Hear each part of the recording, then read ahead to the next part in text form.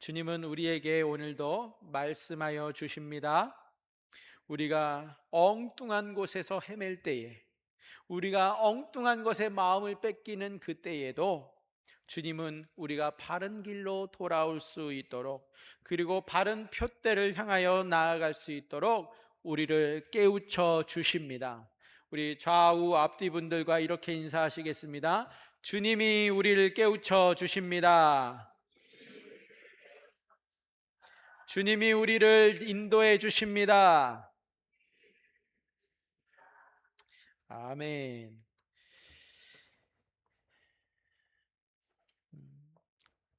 오늘 삼손 13번째 이야기입니다. 오늘이 삼손 마지막 이야기입니다.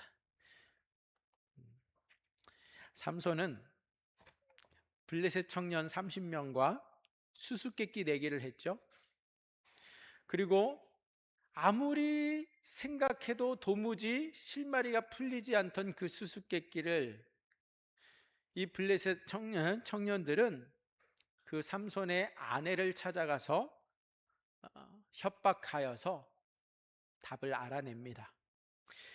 아내의 그 끈질긴 강요에 못 이겨서 삼손은 그 정답을 알려주었죠. 그리고 삼손의 아내는 정답을 듣는 순간 곧바로 블레셋 청년들에게 달려가서 그 수수께끼의 정답을 알려줍니다.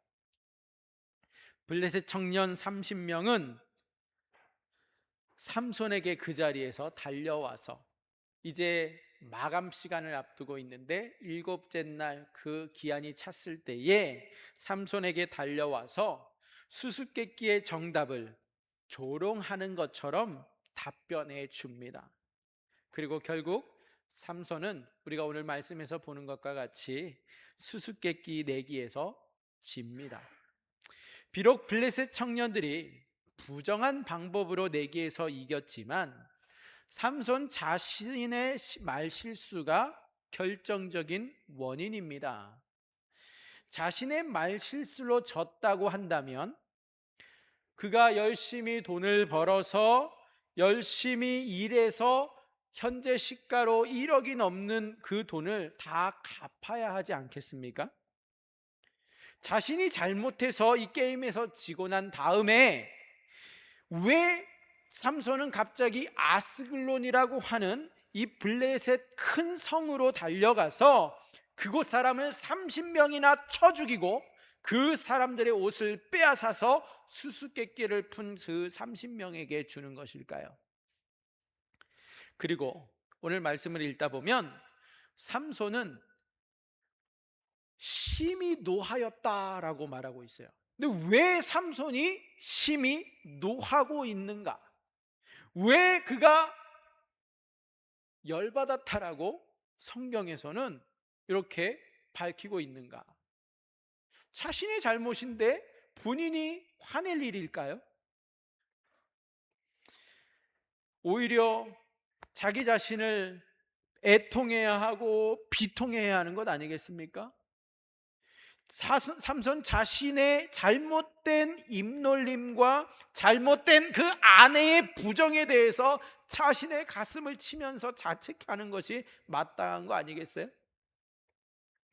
그런데 이것을 저 멀리 있는 블레셋 성읍에 가서 아무것도 모르고 있는 사람들을 마구 쳐 죽이고 그들의 겉옷을 훔쳐도 되는 거예요? 여러분, 오늘 본문을 여러 번 읽으셨잖아요. 삼손 이야기 너무나도 잘 알고 계시잖아요. 근데 이 이야기를 읽으면서 삼손의 이 행동에 대해서 문제 제기를 해보신 적이 없으세요? 이게 과연 맞나? 이래도 되나? 삼손이 자기 기분에 따라서 그렇게 함부로 쳐 죽여도 됩니까? 정당화되는 일이에요? 여러분, 이때 삼손에게 맞아 죽은 사람들은 다 하나같이 값진 겉옷을 입고 있는, 쉽게 말하면 신분이 굉장히 높은 사람들입니다. 갑자기 나타난 이스라엘 장수 삼손에게 얻어맞고 죽임을 당했을 뿐만 아니라 값진 겉옷마저도 빼앗겨 버렸어요.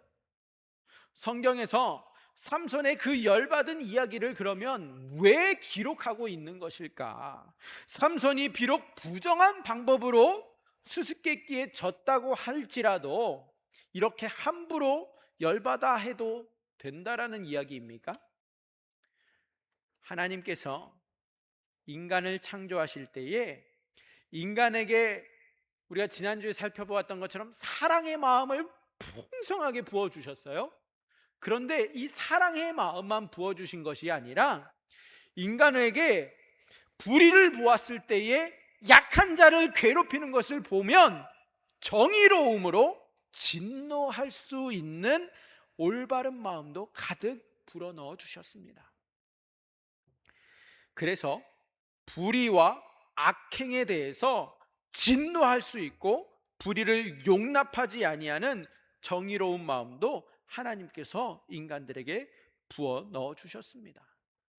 그래서 인간은 모든 피조물 중에서 가장 뛰어난 위치에서 불의를 보면 화도 내고 약한 자를 돕도록 창조되었기 때문에 모든 피조물을 다스릴 수 있는 자격이 있습니다. 이렇게 인간이 창조되었기 때문에 자신의 어린 자녀들을 악하고 더러운 것으로부터 지킬 수 있는 자가 되었죠. 하나님께서는 이처럼 인간들을 멋지게 올바르게 창조해 주셨습니다. 그런데 문제가 어디에서 시작됩니까? 인간이 어느 날부터 하나님을 위해서 또는 약한 자를 위해서 불의에 대해서 진노하라고 그 정의의 마음을 부어주셨는데 자신의 유익을 위하고 자신의 쾌락을 위해서 진노하고 화를 내는 존재로 타락하고 맙니다.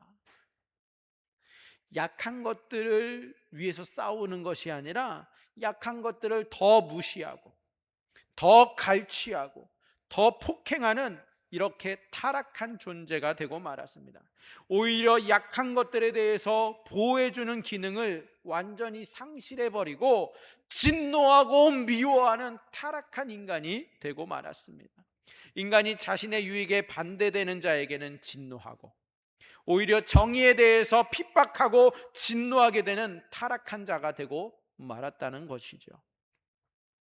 타락한 인간들은 진노라고 하는 하나님이 주신 정의의 그 선물을 남을 위해서 명예롭게 사용하는 것이 아니라 오히려 자신의 유익을 위해서 타인을 억압하고 착취하는 데 유용하게 사용하는 너무나도 더럽고 추악한 존재로 변하고 말았습니다.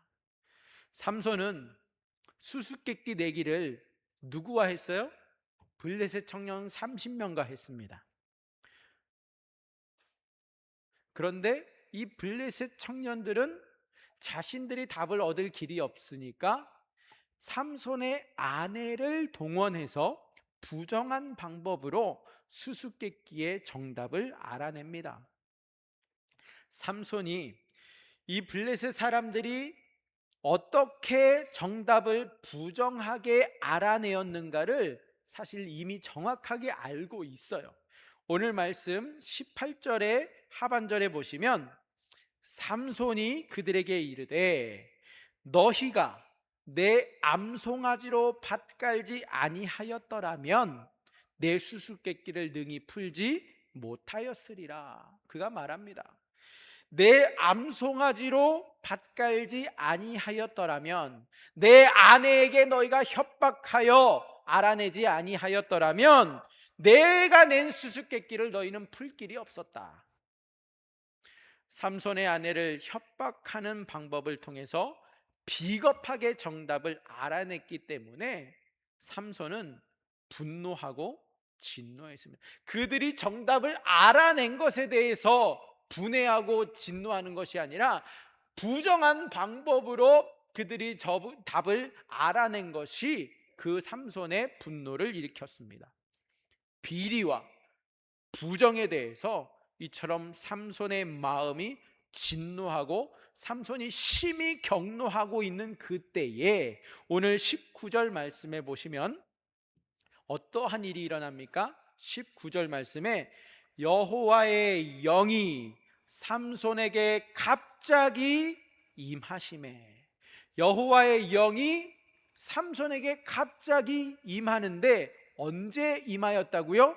삼손의 마음이 진노하고 격노한 그 순간에 여호와의 영이 임합니다. 삼손은 불법과 부정을 지적할 때에 갑자기 예상하지 못한 삼손에게 여호와의 영이 임했다라고 성경에서는 분명하게 기록하고 있습니다. 하나님의 정의롭고 하나님의 그 거룩한 영이 비겁하게 불법을 저질렀던 블레셋에게 나타나셔서 그 여호와의 영이 강하고 크게 삼손 위에 임하셨을 때에 삼손은 어디로 갑니까? 블레셋의 커다란 도시였던 아스글론으로 갑니다.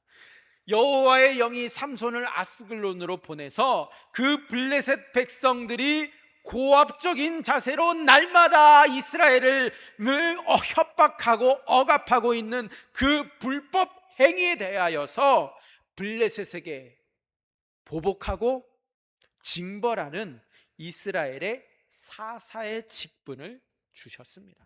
여러분, 삼손이 태어날 때부터 사사의 직분을 가지고 있었어요. 그는 나실인으로서 지금까지 살아왔습니다. 그러한 사사로서의 사명을 띤 사사 삼손이 지금까지 사사의 역할을 한 번도 감당하지 않았어요. 그리고 심지어 결혼할 나이가 되었을 때에는 블레셋 여인을 아내로 맞이하겠다라고 그 부모의 마음까지 아프게 하면서 아내로 블레셋 여인을 맞이했던 삼손입니다. 여기까지는 그 누구도 삼손이 왜 그렇게 하는지를 몰랐어요. 하나님의 철저한 계획과 섭리 가운데 하는 행동이었던 것을 그 누구도 몰랐습니다. 그런데 하나님께서 오늘 이 블레셋 사람들과의 수수께끼를 통하여서 삼손에게 갑자기 하나님의 영으로 임하셨을 때에 아스글론에 가서 블레셋 사람들의 그 억압으로부터, 그 불법으로부터 이스라엘 민족을 구해내게 하셨습니다. 블레셋 민족이 이스라엘에게 부당하게 저질렀던 수많은 불의에 대해서 진노하게 하셨고, 격분하여서 악행에 대하여서 정의롭게 분노하는 여호와의 영을 삼손에게 부어주셨습니다. 삼손이 스스로 막 열받아 가지고 아스글론으로 내려가서 자신의 마음대로 막 쳐부순 것이 아닙니다.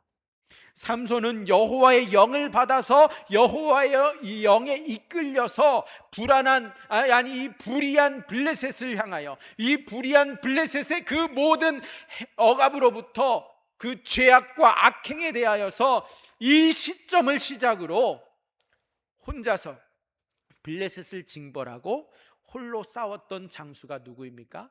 삼손입니다. 이 부정한 방법으로 수수께끼 내기에서 이겼던 블레셋 청년들에 대해서 분노로 시작했지만 블레셋의 모든 불의와 악행을 징벌하고 공격하는 사사의 직분이 여기서부터 시작되었다라는 거예요. 오늘 말씀 제목이 뭡니까? 삼손에게 하나님께서 사명을 뭐 하셔요? 깨우쳐 주셔요. 그가 사사로서 해야 할 사명이 무엇인지를 깨우쳐 주시고 활동하게 하신다라는 말씀입니다. 블레셋의 그 모든 불의와 악행을 징벌하고 공격하는 사사의 직분이 오늘 이 시점으로 시작되었다라는 거예요. 이 본문은 그러면 우리에게 삼손의 사사의 직분에 대해서 말하려고 기록되었느냐? 그것은 표면적인 이야기이고요, 이면에는 우리에게 가리키고 나타내고 있는 또 다른 이야기가 있습니다. 그것이 무엇이냐? 이 본문은 앞으로 오실 예수님께서 죄를 짓고 사망 앞에서 떨고 사망 앞에서 울고 있는 모든 하나님의 자녀들을 건져주시고 죄와 사망을 꾸짖고 건져주시는 예수님의 그 역할을 알려주시는 본문입니다. 예수님의 역할에 대해서 알려주시기 위해서 이 말씀이 기록되었다라는 사실이에요. 이러한 예수님의 역할이 있기 때문에 고린도전서 15장에서 55절에서 57절 말씀은 우리에게 이렇게 선포합니다. 우리 함께 읽어보실까요? 고린도전서 15장 55절에서 57절까지의 말씀입니다. 함께 읽습니다. 시작. 사망아, 너의 승리가 어디 있느냐? 사망아, 내가 쏘는 것이 어디 있느냐? 사망이 쏘는 것은 죄요, 죄의 권능은 율법이라. 우리 주 예수 그리스도로 말미암아 우리에게 승리를 주시는 하나님께 감사하노니. 아멘. 인간을 괴롭히는 죄악에 대해서 예수님이 진노하시고 인간을 괴롭히는 그 사망에 대해서 예수님이 분노하십니다. 그래서 죄와 사망으로부터 우리 인간들을 지켜주시고 인간들을 보호해 주시는 바로 그 역할이 누구의 역할이에요? 예수님의 역할입니다. 예수님의 직분은 삼손이 블레셋의 그 악행으로부터 여호와의 영이 임하여서 이스라엘을 지켜주었던 것처럼 예수님은 사람들이 죄로 죽어가는 그 사망으로부터 지켜주십니다. 예수님의 직분은 사망의 원인이었던 죄의 문제를 해결하시고 사망을 쳐부수고 사망을 물리치는 것이 바로 예수님의 직분입니다. 예수님은 인간처럼 죄로 인해서 사망에게 당하시는 분이 아니십니다. 예수님은 죄가 없으실 뿐만 아니라 사망으로부터 완전히 자유로우신 분이십니다.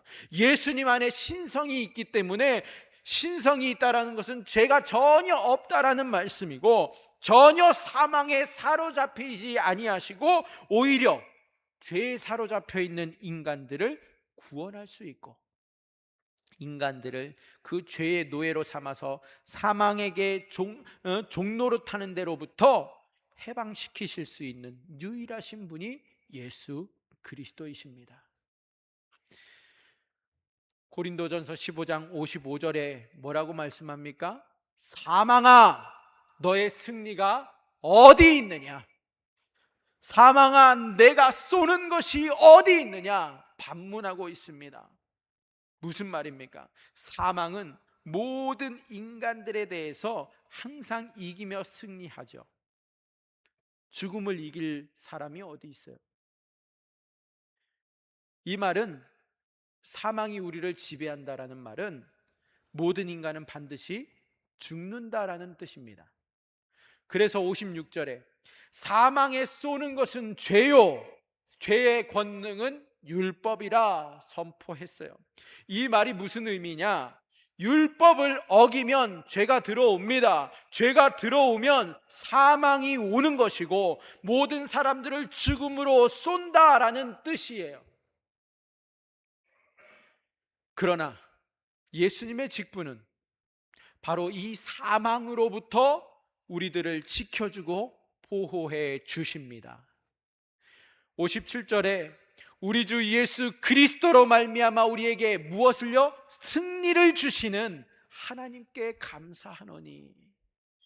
예수님의 그 신적 능력과 권세의 직분으로 모든 사망의 원인이었던 율법을 대신 예수님께서 다 이루셨고 모든 죄의 근원을 예수님께서 다 제거해 주시고 모든 사망을 그의 영원한 능력으로 다 물리쳐 주셨다라는 말씀입니다. 이제 예수님의 신성이 우리 모든 인간들을 위해서 완전한 승리를 주셨다라는 선언입니다. 그렇기 때문에 예수님의 직분에 대해서 우리 모두는 감사해야 합니다. 우리를 죄에서, 사망에서부터 건져 주시기 때문입니다. 예수님께서는 이 땅에 오셔서 인간들을 죽이는 그 죄에 대해서, 그 불의에 대해서, 악행에 대해서 너무너무 슬퍼하시고 분노하셨고 매우 가슴 아프게 진노하셨습니다.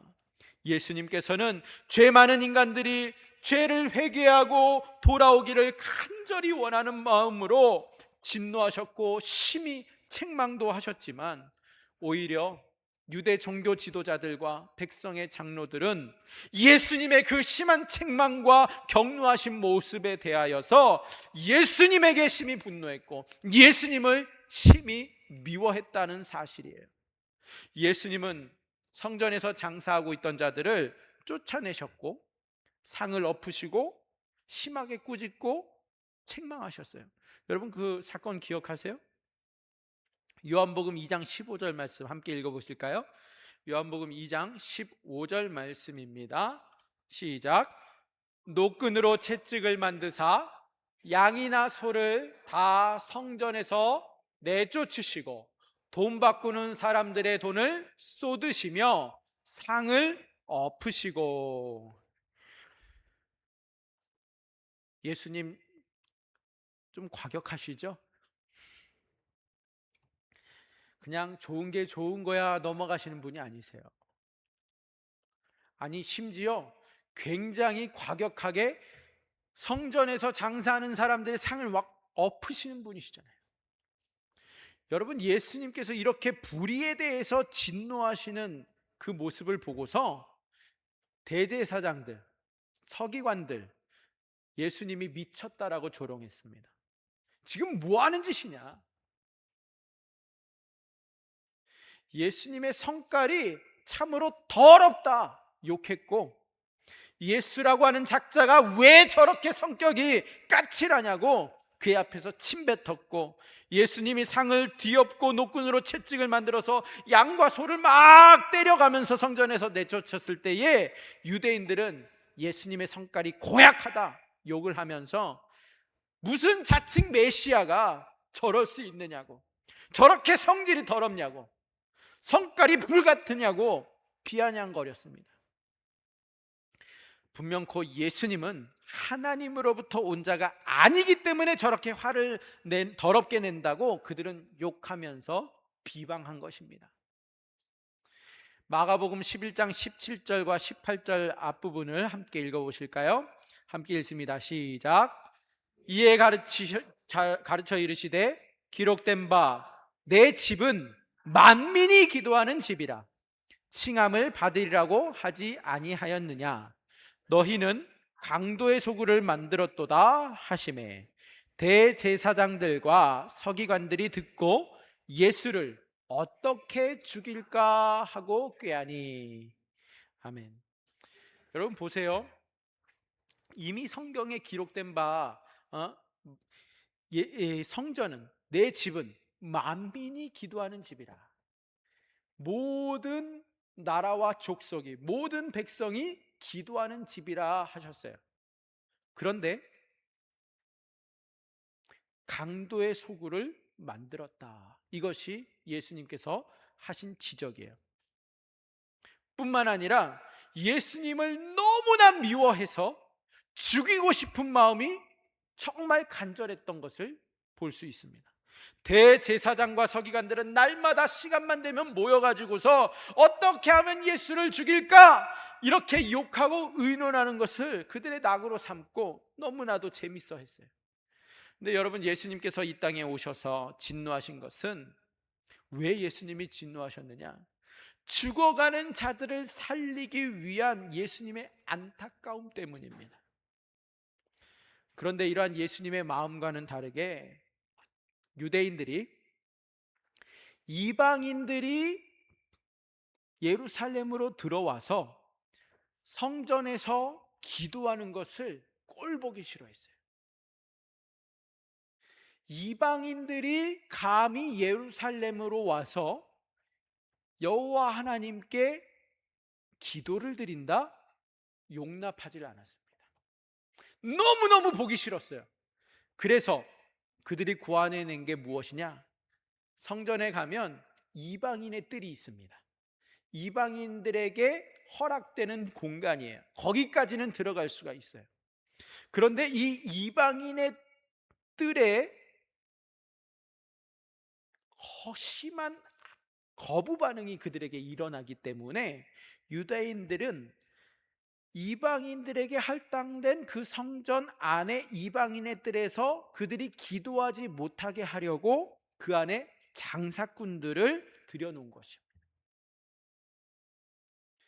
그렇게 하여서 먼 타국으로부터 오는 유대인 민족들에게 제사에 필요한 소도 팔고 양도 팔고 세금을 바쳐야 할 환전도 해주는 공간으로 썼던 거예요.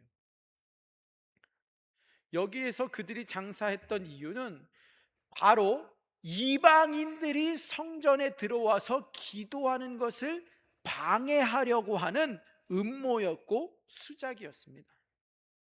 이것을 꿰뚫어보고 알고 계셨던 예수님은 이방인들을 위해서 엄청난 분노로 모든 그 상들을 뒤집어 엎으시고 노끈으로 양과 소를 다 내쫓는 큰 사건이었어요. 예수님이 막 성격이 온순하고 온유한 분이 아니세요. 예수님은 영이 온유한 분이셨지 성격이 온유하다고 말할 수는 없습니다. 예수님은 진리로 충만한 분이십니다. 이방인들을 이렇게 방해하려고 성전에서 물건을 파는 것을 주님은 용납하지 아니하시고 커다란 분노로 그들을 쫓아내시고 이방인들이 하나님 아버지께 찾아와서 기도하도록 말씀하신 거예요. 17절이 그 말씀이에요. 이에 가르쳐 이르시되 기록된 바, 마가복음 11장 17절입니다. 이에 가르쳐 이르시되 기록된 바 내 집은 만민이 기도하는 집이라 칭함을 받으리라고 하지 아니하였느냐. 너희는 강도의 소굴을 만들었도다. 예수님이 지적하고 계시는 게 뭐예요? 이방인들에게 하나님 아버지 앞에 나와서 기도하는 공간을 너희가 강도의 소굴로 그들을 방해하고 만들었다. 예수님은 죄인들이 회개하러 하나님께 찾아오는 것을 교묘한 술책으로 방해하려는 그 대제사장과 서기관의 공작을 정확하게 꿰뚫어 보시고 아시고 무척이나 분노하셨습니다. 예수님은 유대인들에게 이방인들이 빼앗긴 그 성전의 이방인들의 뜰을 삼손처럼 큰 진노로 꾸짖고 내쫓아서 도로 찾아주신 분이십니다. 여러분, 직분은 우리 인간들 모두에게 다 주어집니다. 누구에게는 부모의 직분이 있고 또 누구는 군인의 직분이 있고 학생의 직분이 있고 각자 다른 직분들이 있어요. 부모는 어린 자식을 지켜야 하는 직분입니다. 누군가가 내 자식을 해하려고 하면 막 내 자식을 죽이려고 덤벼드는 자 앞에서 아주 온유한 말로 사정해 가면서 그러지 마세요, 우리 아들 죽이지 마세요, 그럴 사람이 있어요? 정신 나간 거죠. 부모라면 내 자식을 내 눈앞에서 죽이도록 내버려 두는 자가 아닙니다. 분노해서라도 자식의 생명을 지키는 부모가 위기 때에 올바른 부모의 직분을 잘 감당하는 자죠. 군인의 직분은 뭡니까? 오늘 우리 동현이가 휴가를 받아서 하루 나왔네요. 환영합니다. 군인의 직분이 뭐예요? 나라 지키는 거죠. 우리 국민들의 안전을 지키는 거예요. 그런데 적이 쳐들어와서 국민의 생명을 죽이고 재산을 빼앗아 갈 때에 군인이 그러지 마세요, 제발 우리 국민들 좀 건드리지 마세요, 사정해서 되겠습니까? 그러면 우리가 믿고 맡길 수 있겠어요? 적이 쳐들어오면 내 생명을 돌보지 않으면서까지 나가서 국민을 위해서 두려움 없이 용감히 싸우는 직분을 감당하는 것이 군인입니다. 직분이란 인간 모두에게 인생을 사는 동안 공평하게 주어져요. 그래서 자신의 직분에 따라서 행동하는 것을 그 누구도 나쁘다라고 말하지 않습니다. 여러분, 선장이 배가 침몰할 때 모든 승객들에게 퇴선 명령을 내려서 다 탈출시켜야 되는 거 아니에요? 혹여나 겁에 질려서 탈출을 못하는 자가 있으면 강제로 업고서라도 탈출을 도와주는 것이 선장이고 또 119 구급 대원들의 직무입니다. 침몰할 때 그저 바다에게 선장돼 가지고 애원하면서 바닷물이 쳐들어올 때에 눈물로 사정하면 바닷물이 배 안으로 들어오다가 멈출 것이다라고 생각하면 그건 직무유기예요. 만약 이렇게 행동을 하고 선장의 직무를 버렸다면 그는 파렴치한 사람입니다. 예수님의 직무는 죄인들이 하나님께 나오는 것을 방해하고 회방하는 자를 가차없이 경노하고 꾸짖었습니다. 이방인들이라 할지라도 하나님께 기도하러 나오는 그들을 방해하고 있는 그 대제사장들과 서기관들을 향하여서 예수님은 상을 뒤엎어가면서 노끈으로 채찍을 만들어서 그 짐승들을 내쫓아가면서라도 만민의 기도하는 집으로서의 그 자리를 정화시키고 지켜내셨어요. 심지어 사탄과 질병까지 심하게 주님은 꾸짖으셨고 제자들을 위협하던 자연의 파도마저도 꾸짖었다고 성경에서는 기록하고 있지 않습니까?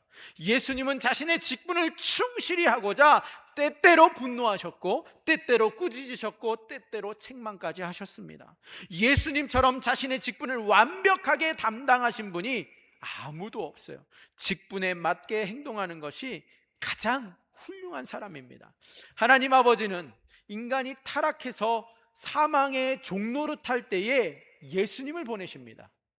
예수님에게 커다란 능력과 권능을 주셨어요. 하나님께서는 인간들을 공격하는 그 모든 원수 마귀와 모든 질병과 그 간사한 종교 지도자와 하나님께 이방인들이 나오는 것을 교묘하게 방해하고 있던 백성의 장로들을 예수님으로 하여금 분노한 마음으로 꾸짖고 책망하게 하셨습니다.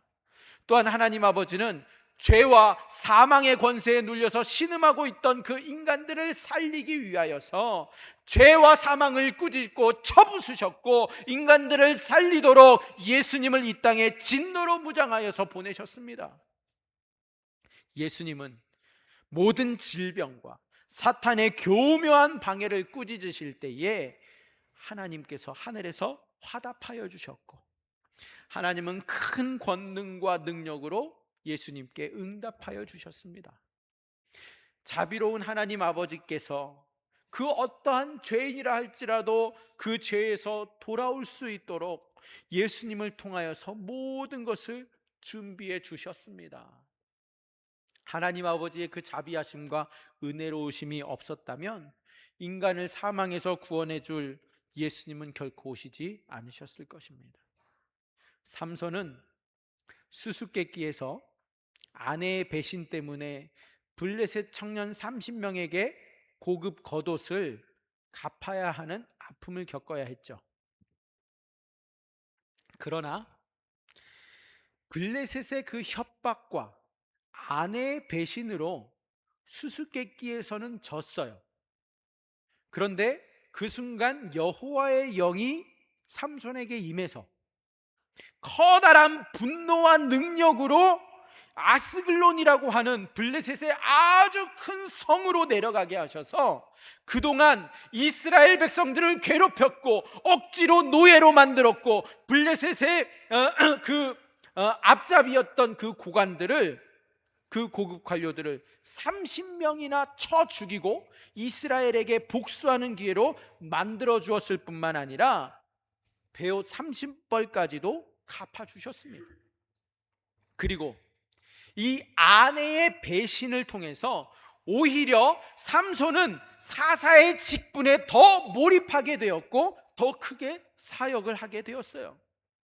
여러분, 이 사건을 통해서 블레셋 아스글론에서 이스라엘 백성들이요 그동안 그렇게 핍박받고 찍소리 못하고 살았던 이스라엘 백성들이 너무나도 불공평하게 대우받았었지만 삼손의 힘을 모두가 경험하게 됩니다.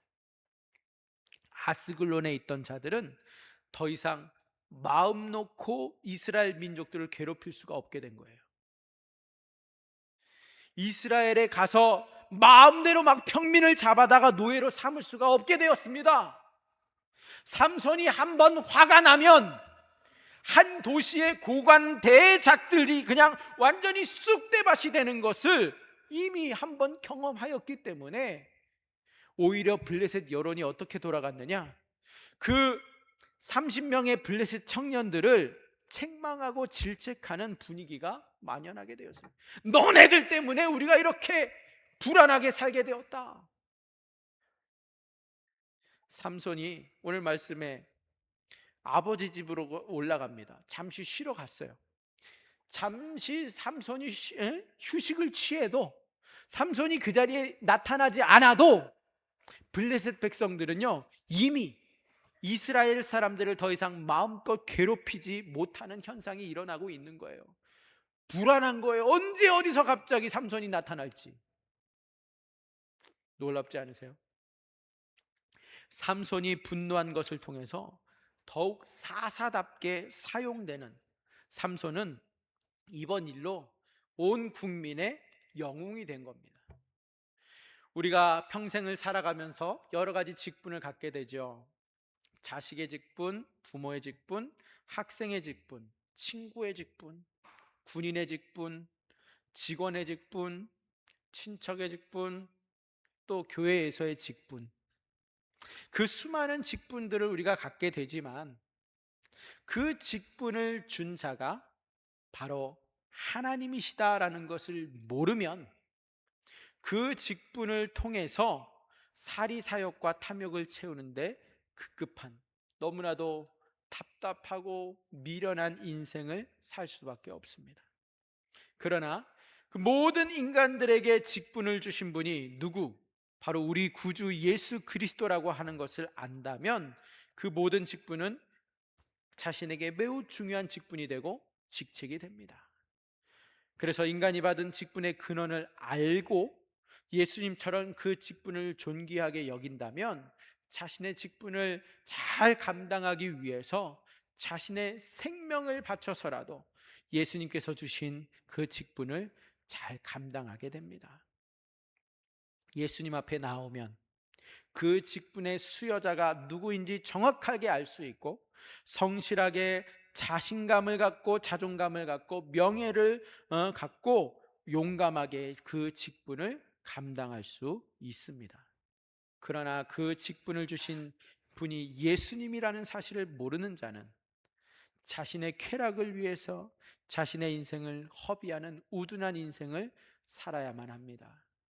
모든 인간들은 자신에게 맡겨진 직분을 행하기 전에 반드시 그 직분을 주신 예수님을 먼저 알아야 하고, 예수님처럼 자신의 직분이 비록 십자가에 매달려 죽는다 할지라도 존귀하게 여기고 그 직분에 따라 사는 자가 되어야만 합니다.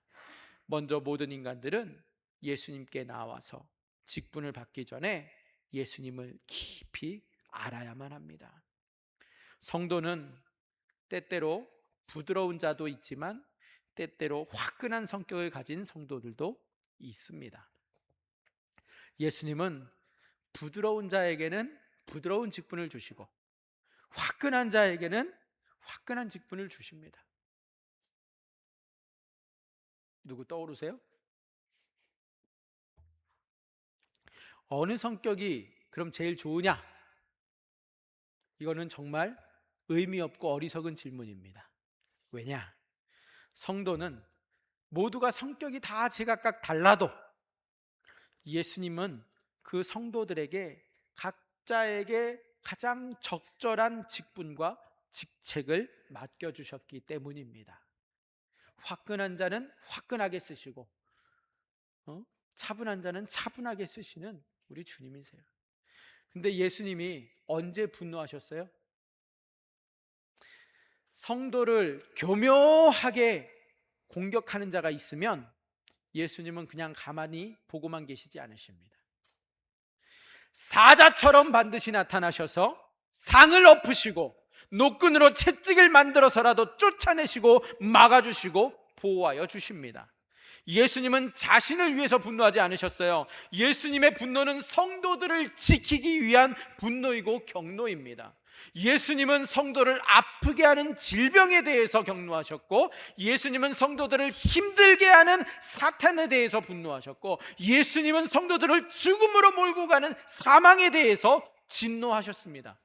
성도가 성도를 괴롭혀도 예수님은 불의한 성도에게 분노하신다고 성경에서 여러 군데 기록하고 있습니다.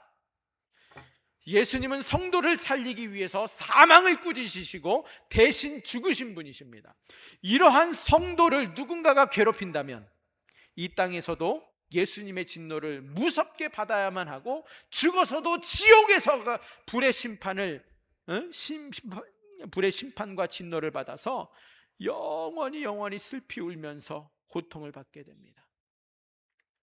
예수님의 진노는 성도를 완벽하게 보호하신다라는 증거이고, 예수님의 진노는 성도를 신부처럼 너무나도 사랑하기 때문에 그 진노 역시 너무 크다라는 사실이에요. 예수님은 신부인 성도를 향한 사랑이 크면 클수록 예수님의 진노도 똑같이 비례하게 큽니다. 예수님의 사랑이 한이 없다고 한다면 성도를 괴롭히는 자에 대한 예수님의 분노 역시 한이 없다라는 은혜로운 의미입니다. 우리가 모두가 예외 없이 예수님을 닮아가야만 합니다. 예수님과 닮아간다라는 말은 예수님과 같은 길을 걸어간다라는 의미예요. 그렇다고 해서 여러분, 오늘부로 교회에서 막 상을 뒤집고 노끈으로 성도들을 때리면서 쫓아내는 것을 닮으라는 말은 결코 아닙니다. 아니라는 거 여러분들이 더 잘 아시죠? 예수님은 메시아로서 자신의 몸인 성전을 깨끗하게 하셨어요. 그런데 우리는 그러한 방식으로 교회를 깨끗이 할 필요가 없습니다. 우리는 예수님처럼 죄에 대해서, 불의에 대해서, 죄인이 회개하고 돌아오지 못하도록 막는 것에 대해서 예수님처럼 분노하라는 말씀입니다. 죄악에 대해서 분노하지만 예수님처럼 죄인에 대해서 자비로워야 하고, 또 회개하는 죄인이라면 보호해 주어야 합니다. 세리와 창녀들을 불쌍히 여기셨던 예수님처럼 잃은 양들에 대해서 우리는 불쌍히 여겨야 합니다. 그러나 세리와 창녀들의 그 더러운 죄악은 가슴 아파해야 하고, 그런 죄악과는 피 흘리기까지 싸워야 한다라고 말씀합니다. 히브리서 12장 4절 함께 읽어보실게요. 히브리서 12장 4절 말씀입니다. 시작. 너희가 죄와 싸우되 아직 피 흘리기까지는 대항하지 아니하고. 아멘. 여러분, 이 말씀의 의미는 피 흘리기까지 죄와 악에 대해서 분노하며 싸우라 하는 격려의 말씀입니다. 하나님을 대적하는 죄악에 대해서 분노해야 하고, 하나님의 뜻을 거스리는 행동과 말에 대해서 경노하고, 예수님을 모독하는 죄에 대해서 진노할 줄 아는 예수님을 닮아가는 자가 되라는 말씀입니다. 교회에서 약한 자들을 비방하고, 교회에서 죄인들의 죄를 막 들춰내고, 교회에서 거룩한 성도들의 약점들을 비판하는 그 잘못된 행동에 대해서 모두가 예수님처럼 가슴 아파해야 하고, 거룩한 분노로 그런 죄악과 피 흘리기까지 싸울 줄 아는 자가 되라는 말씀입니다. 우리는 예수님을 본받고 예수님처럼 닮아가고 예수님처럼 살아가야 합니다. 결국에 성경에서는 말씀하시기를 비판하는 자가 예수님께도 비판을 받는다라고 말씀합니다. 그리고 오히려 회개하는 죄인을 감싸준 자, 죄인을 기다려준 자가 예수님으로부터 자신도 그와 같은 죄를 지었을 때에 예수님께로부터 불쌍히 여김을 받는 자가 된다고 말씀합니다. 우리가 예수님을 본받는다면 하나님이 기뻐하시고 성령을 한없이 부어주셔서 커다란 은혜를 경험하게 하십니다. 그러나 우리가 예수님을 본받지 않으면 결국 마귀를 본받는 것이 되고 하나님께 진노를 받고 버림을 받게 될 수밖에 없습니다. 우리 모두는 예수님을 닮고 싶어서 이 자리에 나온 줄로 압니다. 이 자리는 우리 모두 다 예수님을 닮고 싶어서 모인 자리입니다. 그냥 앉아 있다가 간다고 예수님을 닮아가는 것은 아닙니다. 마음과 영혼을 열고 예수님을 구하고 예수님께 나아가 예수님을 찾을 때에, 예수님처럼 살고자 할 때에 예수님의 말씀대로 순종하고 따르고자 하는 자에게 어떠한 죄인이라 할지라도 그는 예수님을 닮아가게 됩니다. 이것이 바로 현세와 내세에 우리가 누릴 수 있는 가장 큰 축복입니다.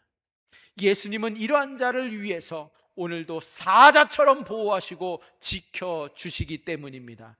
만약 누구든지 예수님을 닮은 자를 공격하고 미워한다면 현세와 내세에서까지 예수님의 진노는 영원히 계속된다는 사실입니다.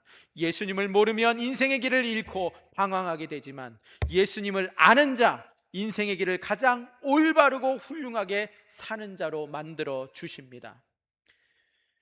예수님을 모르는 사람은 예수님이 마치 부처처럼 항상 대자대비하신 분으로 오해하고 착각하면서 예수님은 화도 내지 않고 진노도 하지 아니하시는 분으로 심하게 오해하게 됩니다.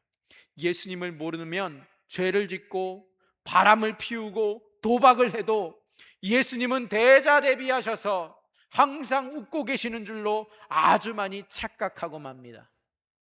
예수님을 모르면 죄를 짓고 회개하지 않아도 자신의 교회 직분으로 천국 간다라고 바리새인처럼 대제사장처럼 직분 구원론을 오해하고 착각하다가 다 이 땅에서 죽고 저 세상에서 눈 떴을 때에 자신이 왜 지옥에 와 있는지 모르는 자가 되고 맙니다.